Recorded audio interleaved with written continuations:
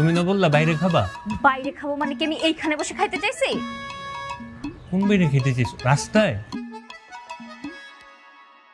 আমি রেস্টুরেন্টে খেতে চাইছি। রেস্টুরেন্টে খাইতে চাইছো? আর এটা আমার তুমি আগে বুঝাই বলবো না। আসো আসো আসো।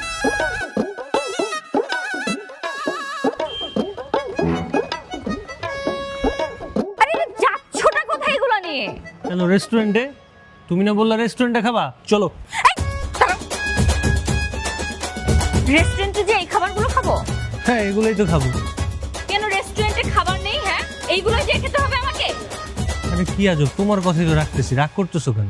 চলো। তোর খাবার তুই খা রেস্টুরেন্টে গিয়ে, পাগল ছাগল কোথাকার।